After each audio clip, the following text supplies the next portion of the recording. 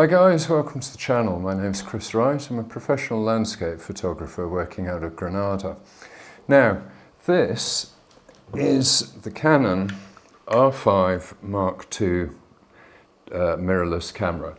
And this has, over the course of the last month, become my go-to everyday camera. I've got so far as to comfortably sold most of my other cameras to raise the money to pay for it. So it's a great camera, and what I'm going to do in this video is go through the business of transitioning from DSLR to mirrorless cameras. But I'm going to talk particularly about the R5 Mark II, talk about some of the advantages, some of the peculiarities of the specification, disadvantages I'll touch on as well. I don't believe that aligning my financial forecast with that of a company like Canon or Nikon or Fuji, whoever it happens to be, is a particularly wise way to do business. My fundamental belief is that I will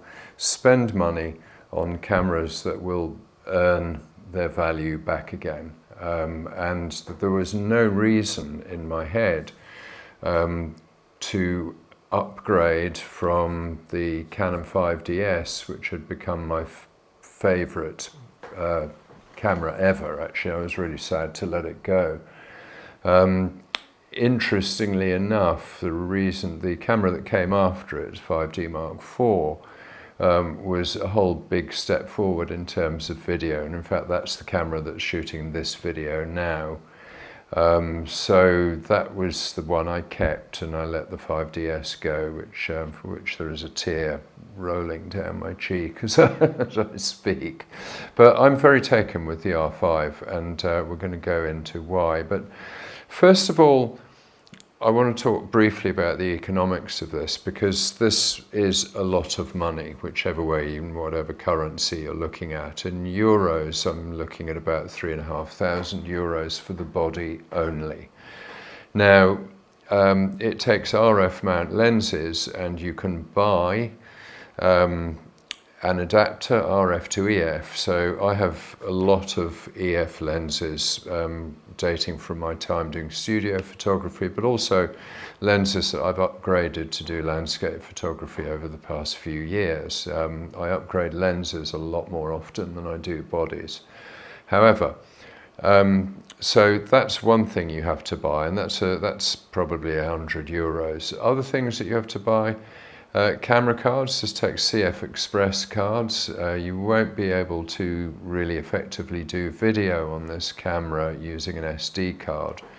The write time is too slow. The CF Express card is absolutely lightning in a bottle. But they're expensive. They start off at roughly €1 per gigabyte, so you're looking at €100 for a very small card. I tend to buy them at upwards of 200 gigabytes, and I think a minimum of 3 cards is, file sizes are not getting any smaller. If you shoot video as well, you're going to fill up these cards really rapidly. So my starting position is 3 cards. Batteries, the camera inevitably takes a different battery. Now, you can use the same battery that you've used in the R7, for example, but you'll get a nasty little pop-up in the camera which tells you that some of the functionality of the camera may not be available to you because you're using what is effectively an obsolete battery. So more batteries, more hundreds of euros a piece. None of this stuff is cheap. So I reckon with 3 batteries, 3 cards, card reader, what else have I got? I got another strap to hold it with, and I've got a cage. It's an L bracket actually, but this is designed, this L bracket, specifically for this camera, because it means I can open the mirror and look down on the mirror using the L bracket. Now the L bracket is actually so that I can mount it on a tripod equally easily in this dimension and also in that dimension. It takes seconds to switch over, and it's a really, really good accessory. This is probably the one accessory that I would absolutely recommend for any landscape photographer. Let's have a look at the specs, and this passage is a little bit dry, but bear with me because there's some fairly significant stuff going on here. The first thing I always look for when I look for the specs of a camera has been the number of megapixels it supports, and this is a strategy that has served me well over the years. Well, perhaps not quite so well now, because the 5DS 51 megapixel camera, that was the CMOS sensor, and that was Canon pushing the CMOS sensor pretty much as far as it would go. Now, the R5 Mark II goes to 45 megapixels on the sensor. Now, this might seem like a bit of a downgrade, but the sensor type is called stacked CMOS. This is a new innovation from Canon, and what the implications of this are is that it is effectively much more efficient. It is faster in terms of writing information to cards, way faster than CMOS, and allows Canon to effectively reduce the number of megapixels on board and deliver more functionality, more detail, more everything, really. And we're going to have a look at the raw files a little bit later and do a comparison. So I think this is borne out by what I've seen in the raw files. We've got a massively extended ISO range. So ISO in the R5 can go from 100 to 51,200. This is a big, big difference. It handles noise much better. The extended ISO range allows you to shoot in low light much better. It is a massive difference. Lens mount I've already hinted at. The lens mount in the R5 is RF. You have to have an adapter in order to use your EF lenses. Now, the adapter causes no loss of quality. This is simply an adapter for the electronics to flow through, so that's not a problem. It adds a little bit of extra weight, but it's insignificant. You've got a fully articulated screen. This is great for, particularly for me as a landscape photographer. It means when I'm out there, I've got the camera mounted really low down on the ground. I can open the back of the camera, flip the articulated screen around and look down on it from above. This, trust me, is way better than getting down on my knees and peering through at a level with the camera. You've got electronic shutter on the R5. Now, this gives us a massive increase. Storage we've looked at. Different card, pain in the arse, but you know, the new card I think is it's worth it marginally. It is a whole lot faster, support much bigger drives. Personally, I can live with that.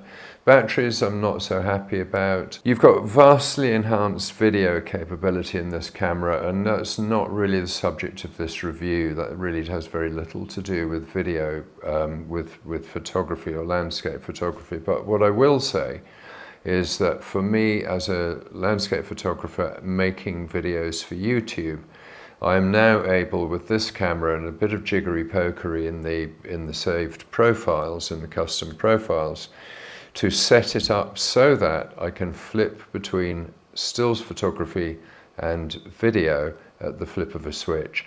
And that you will see the effect of in videos which will be coming down the line. Effectively, this means that I'm going to be able to video the process by which I create a frame, flip it into still mode and take the frame. So we'll be able to actually map that business of composition onto the actual photograph that's produced, which is great.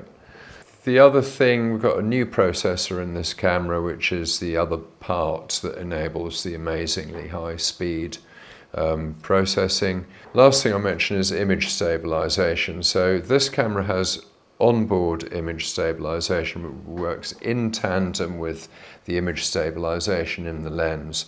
And this does make a massive, massive difference. And I'm going to show some comparison stills now to point that out.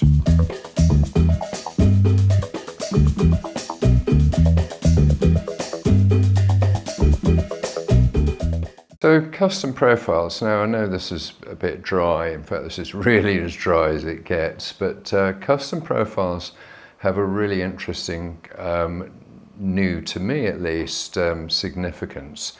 So the concept of a custom profile was you could set your camera settings up and save that as a custom profile. So to give you a very trivial example, we could set up a profile for shutter priority, we could set up a profile for aperture priority, and we could set up a profile for manual shooting. And we could basically, within the manual shooting one, we could set the aperture and so on to a catch-all value, so that, for example, if we're out walking and the camera's in the bag and you turn around a corner and you find something absolutely spellbinding, you whip the camera out, put it on this custom profile, and you can be pretty much guaranteed that you're going to get a shot, regardless of all of the things. And that was really as far as my thinking had gone with custom profiles. But with the R5, whole new ball game.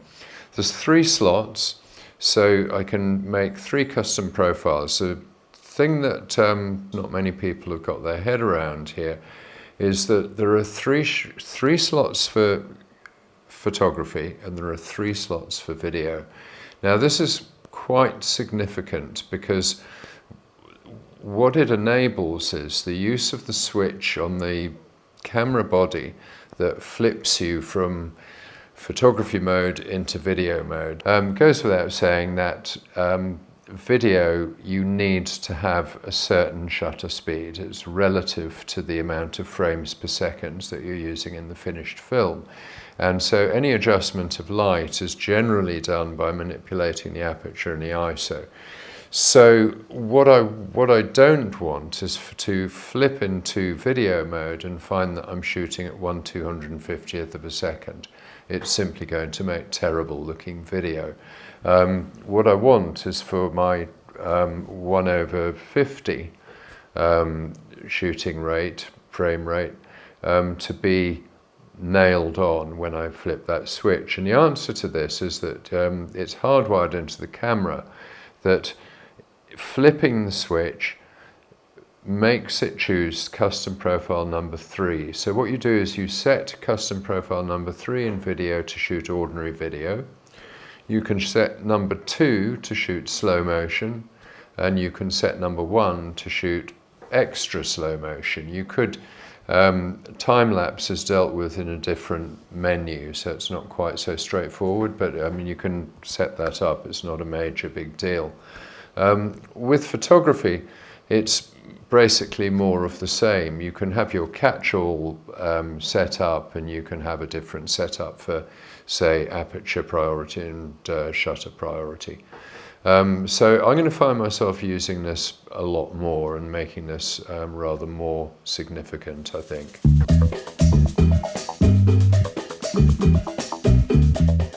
So let's talk about autofocus briefly. Now, autofocus is the other area in which the R5 absolutely excels. I've never known a camera so quick to nail autofocus. Now, there are more modes than I'm used to, and to be honest, I'm still sort of finding my way through the menus on this. But certainly with what I've experimented with, it's much quicker, and the automation is much better. So if I have it on servo focus, for example, it will follow and absolutely nail the focus on a moving object moving through the undergrowth or through a crowd, whatever that happens to be.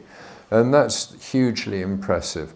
The other thing that's hugely impressive is eye-controlled focus. Now, what this means is that I can train the camera to recognize my eye movement. So I can calibrate the camera to recognize my eye movement when I'm looking through the viewfinder.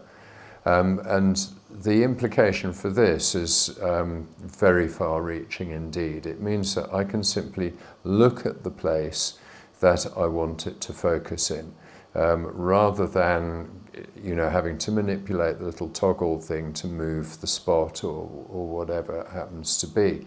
Now the beauty of this, and I'm now thinking in slightly, again, this camera sort of has opened up my universe a little bit, because what I'm thinking about now is to reconfigure more than one of the buttons on the back of the camera to allow different modes of focus and different modes of metering. And I think this could be extremely powerful. So for the last, God knows how long, but forever, it seems, I've used back button focus to simply nail focus on the back of the camera. And the only thing that I change is whether I'm using spot focus or a slightly bigger area focus,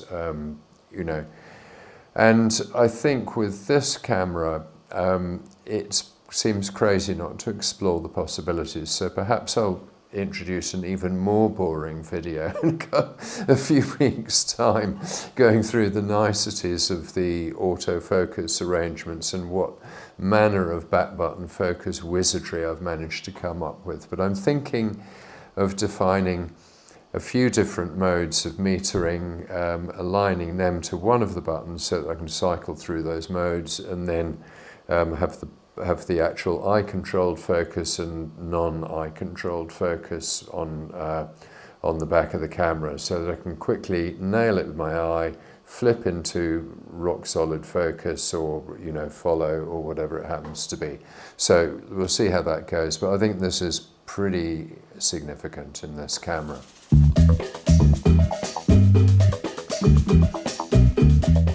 Pre-capture is really clever technology which effectively starts to record images into a buffer on half press of the shutter button.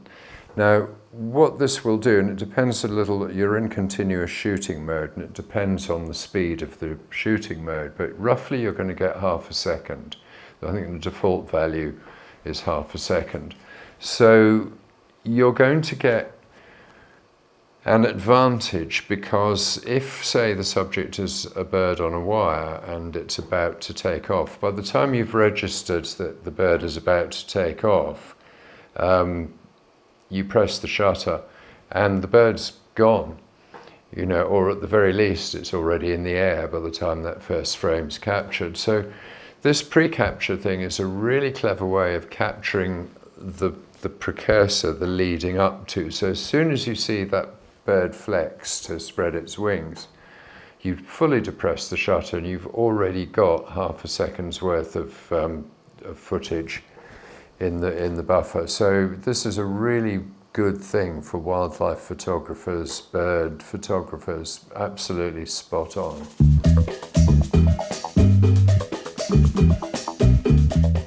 I discovered one really interesting thing, at least this is of great interest to me.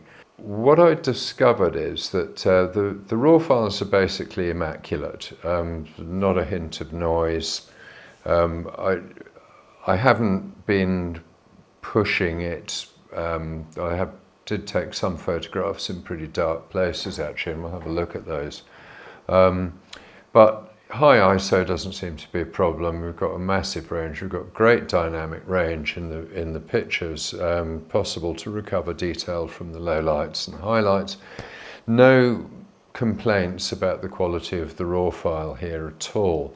Now, what I discovered was this, and I was so intrigued that I did a side-by-side comparison, and it kind of bore out my first suspicions. When I developed, or when I processed one of these pictures, the picture in fact that's in the background there, when I processed this picture in DxO Photolab, I was able to get a subtlety in the light. I was able to get a really subtle orange glow that followed through into the reflection in the lake, and I was able to do that with no trouble at all in Photolab.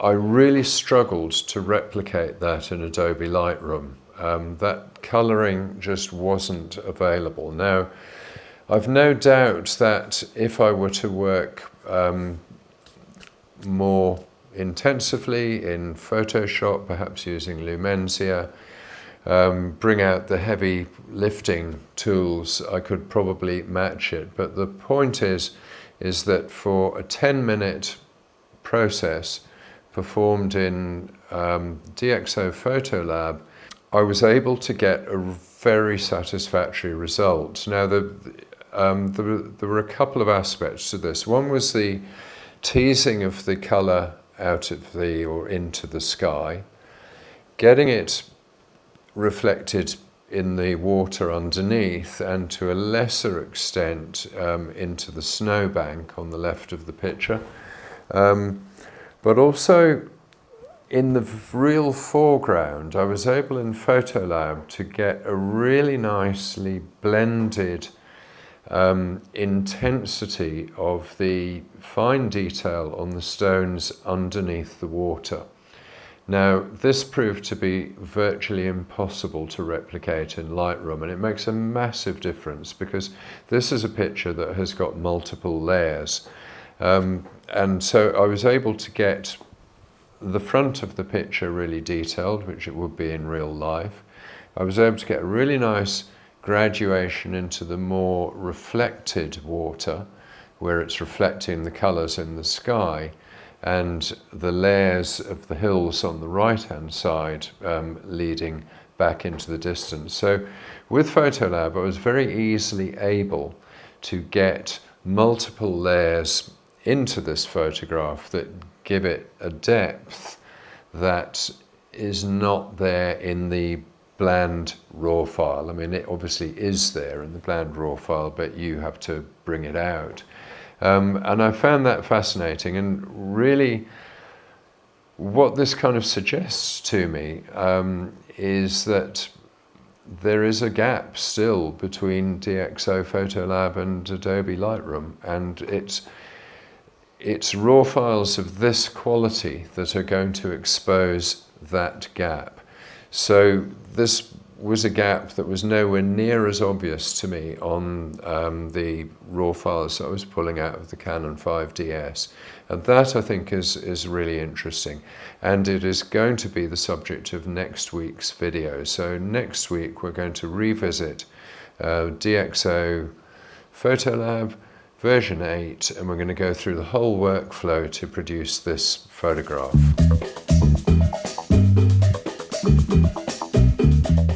This has been a really big wake-up call for me. I was very happy with my 51 megapixel files, and yeah, I mean, I've produced some great photographs, if I say so myself, and some fairly average ones. But like any photographer, not every photograph is going to be portfolio standard, but I was happy with the progress that I was making. I was very happy with the quality of the files that I was getting back. Now, what's been of interest with this exercise is last week I went on a hike up in the Sierra Nevada. We actually traversed the entire Sierra Nevada range. It was an overnight trip. It was very hard on the legs, and only really today have I got the full use of my legs back. So be that as it may, I took a lot of photographs when I was up there, and I'm usually very aggressive about pruning the photographs. So typically I'll come back with 100 photographs and I might process 20 of them. On this occasion, with the new camera, the keeper rate seemed to be way, way higher. And I think that's a reflection of the new technology, the advances that have been made in the technology. It wasn't that I was shooting any different. My composition was more or less the same. Obviously, my compositional skills are exactly the same as they were a week ago. So I found that interesting, and I think in conclusion, I would really recommend anyone still working with DSLRs to start saving up for a mirrorless system camera. It has made a big, big difference. I'm not so convinced that the upgrade from the R5 to the R5 Mark II is so significant. Video capability is a whole different ballgame, but for landscape photography, for me as a Canon user, I'd say that the R5 Mark II is the state-of-the-art camera at the moment. I'm really loving this camera. Okay guys, so hopefully we'll see you next week with the processing, with the DxO Photolab workflow video, processing pictures that I took on the traversal on the crossing of the Sierra Nevada last week. Alright guys, thanks very much for watching. Subscribe down below if you haven't already, and give us a tick. It helps get these videos out to a wider audience. So anyone who's interested in moving from DSLR to mirrorless or thinking about that, a tick from you down below really helps that video come up in their recommended videos. So all good. Thanks a lot. See you next week. Bye now.